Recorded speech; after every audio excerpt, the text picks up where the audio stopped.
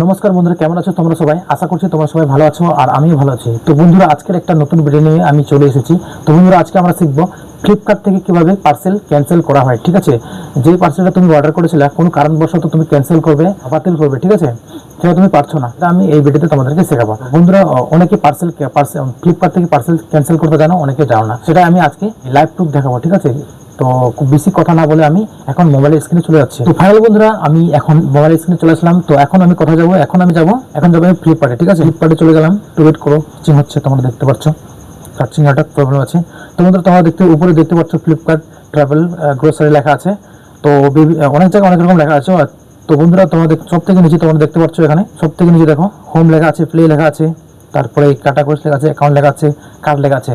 তো বন্ধুরা, আমি এখানে আমি ক্লিক করবো, অ্যাকাউন্টে ক্লিক করবো। ঠিক আছে, যেখানে আমি আমার পার্সেলটা অর্ডার করেছি যাবো। ঠিক আছে, তো বন্ধুরা দেখতে পাচ্ছ এখানে লিস্ট কমফোর্টস হেলথ সেন্টার। তো বন্ধুরা দেখতে পাচ্ছ এখানে চারটা অপশন আছে। তো চারটা অপশনের মধ্যে আমি এখন অর্ডার যেখানে লেখা আছে ওখানে ক্লিক করবো। ঠিক আছে, ক্লিক করলাম, এখানে পার্সেলটা আসছে যেটা অর্ডার করেছি আমি।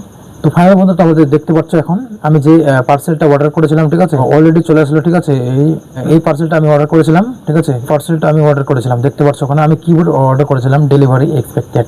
তো বন্ধুরা, তোমরা দেখতে পাচ্ছ এটা মানে ক্যান্সেল হওয়ার কারণটা হলো যে এই জিনিসটা আমাকে ভালো লাগছে না, এর থেকে ভালো জিনিস নেবো। তো এই কারণে এই জিনিসটা আমি ক্যান্সেল করবো। ঠিক আছে, বা কোনো কারণবশত কোনো কারণে আমি বা হয়তো আমার টাকা শেষ হয়ে টাকা নেই, তো এই কারণে এই পার্সেলটা আমি ক্যান্সেল করবো। ঠিক আছে, ক্যান্সেল করার জন্য কোথায় ক্লিক করতে হবে?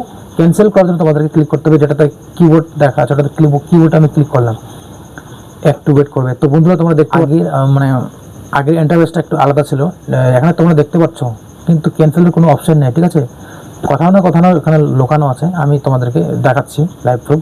তো বন্ধুরা, এখনো দেখতে পাচ্ছি তোমরা সবাই আপডেট, এখন ফ্লিপকার্ট আপডেট করে দিয়েছে। তো পার্সেলটা কোথা থেকে ক্যান্সেল করা না করা হয় কিন্তু এখানে নেই। তো আমি তোমাদেরকে শেখাবো। ঠিক আছে, তো বন্ধুরা, তোমরা দেখতে পাচ্ছ সব থেকে উপরে দেখতে পাচ্ছ কি লেখা আছে, অর্ডার্স ডিটেলসের পাশে একটা চিহ্ন আছে, তীর চিহ্ন নামে, ওটা হলো শেয়ার অপশান আছে, সেখান থেকে শেয়ার করা যায়। ঠিক আছে, তো বন্ধু তার পাশে লেখা আছে হেল্পে আমি ক্লিক করবো। ঠিক আছে, হেল্পে ক্লিক করার পরে এরকম অপশন চলে আসলো, নিড হেল্প। তো এখানে বলছে হেল্প করার খুব প্রয়োজন। তো বন্ধুরা, তোমাদের কি কাজে তুমি হেল্প চাইবে সেটা এখানে অপশান চলে আসলো, change phone number, change delivery address, cancel order, chart with us. তো তোমরা দেখতে পাচ্ছ এখানে, তো আমি মোবাইল নাম্বার চেঞ্জ করবো না, ডেলিভারি অ্যাড্রেসটাও চেঞ্জ করবো না, cancel order, chart with us.